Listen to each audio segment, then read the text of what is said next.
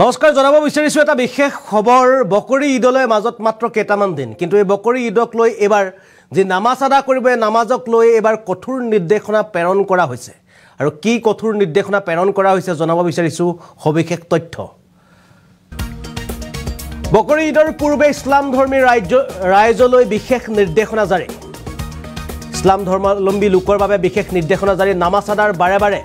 নামাজ আদাৰ বাবে লাখ লাখ মুছলমান ৰাইজে মানিব লাগিব এই কেটা নিয়ম 17 জুনত ৰাস্তাত নামাজ আদা কৰাত নিষেধাজ্ঞা জাৰি কৰা হৈছে ৰাস্তাত নামাজ আদা কৰিব নোৱাৰিব পূৰ্বে নিৰ্ধাৰিত বিশেষ স্থানতে দিব পাৰিব কুৰবানী ঈদত জন্তু কুৰবানীৰ নিৰীক্ষণ কৰিব বিশেষ আয়োগে ঈদত জন্তু কুৰবানীৰ নিৰীক্ষণ কৰিব বিশেষ আয়োগে কুৰবানী নামাজ সকলো ঠাই নিৰীক্ষণ কৰিব সংখ্যালঘু আয়োগে নিৰ্ধাৰণ কৰিব সকলো স্থান বকৰি ঈদৰ পূৰ্বে উত্তৰ প্ৰদেশৰ চৰকাৰৰ এক বিশেষ নিৰ্দেশনা শান্তি সম্প্ৰীতিৰ মাজেৰে ঈদ উদযাপনৰ নিৰ্দেশ চৰকাৰৰ ফালৰ পৰা আমি জনাই আছো এই মুহূৰ্তত এটা ডাঙৰ খবৰ বকৰি ঈদৰ পূৰ্বে ইছলাম ধৰ্মী ৰাইজলৈ এবাৰ প্ৰদান কৰা হৈছে বিশেষ নিৰ্দেশনা 17 জুনত বকৰি ঈদ আৰু এই ঈদৰ পূৰ্বে এবাৰ বিশেষ নিৰ্দেশনা প্ৰেৰণ কৰা হৈছে অৰ্থাৎ বকৰি ঈদত নামাজ আদা কৰিব নোৱাৰিব ৰাস্তাত আমি বিভিন্ন সময়ত দেখো যে বিভিন্ন অঞ্চলৰ পৰা ফুটেজ আহে ভিডিঅ' আহে যে দেশৰ বিভিন্ন প্ৰান্তত বা ৰাজ্যৰ বিভিন্ন প্ৰান্তত যিসকল সংখ্যালঘু জনতা আছে তেওঁলোকে বিভিন্ন সময়ত কেতিয়াবা ৰাস্তাত কেতিয়াবা পদপথত কেতিয়াবা বিভিন্ন ৰাজহুৱা স্থানত নামাজ আদা কৰা দৃশ্য আহে কিন্তু এতিয়াৰ পৰা নামাজ আদা কৰিব নোৱাৰিব বকৰি ঈদৰ দিনটোত ৰাস্তাত নামাজ আদা কৰিব নোৱাৰিব পথত নামাজ আদা কৰিব নোৱাৰিব সংখ্যালঘু জনতাই লগতে কুৰবানী দিয়াৰ ক্ষেত্ৰতো বিশেষ নিৰ্দেশনা প্ৰেৰণ কৰা হৈছে কুৰবানী দিয়াৰ যি স্থান সেই স্থান পূৰ্ব নিৰ্ধাৰিত স্থানতে বা নিৰ্ধাৰণ কৰি দিয়া স্থানতে কুৰবানী দিব পাৰিব আৰু এই বিশেষ নিৰ্দেশনা প্ৰেৰণ কৰিছে উত্তৰ প্ৰদেশৰ চৰকাৰে আমি মুহূৰ্তত জনাইছো ডাঙৰ খবৰটো যিসকলে বকৰি ঈদৰ পূৰ্বে বিশেষ নিৰ্দেশনা প্ৰেৰণ কৰিছে মুছলমান জনতাৰ বাবে মুছলমান জনতাসকলে এবাৰ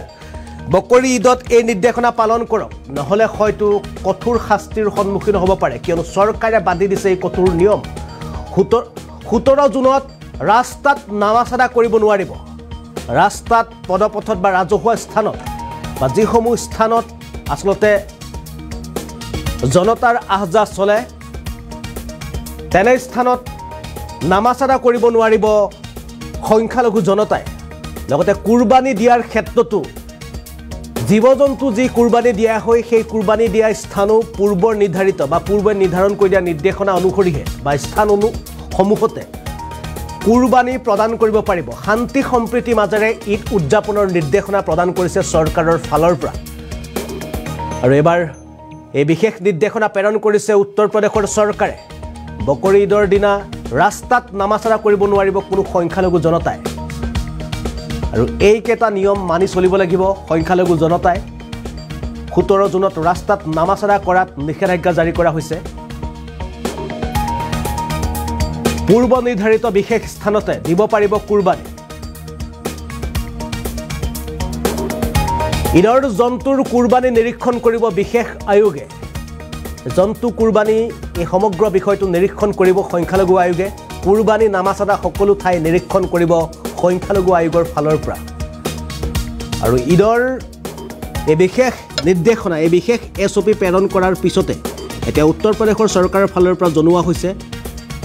যে 17 জুনৰ যি ঈদ আছে বকৰি ঈদত এই নিৰ্দেশনা পালন কৰিব লাগিব উত্তৰ প্ৰদেশৰ যিসকল সংখ্যালঘু জনতা আছে তেওঁলোকে আৰু যদি এই নিৰ্দেশনা পালন নকৰে তেন্তে হয়তো কঠোৰ শাস্তিৰ সন্মুখীন হ'ব লগা হ'ব পাৰে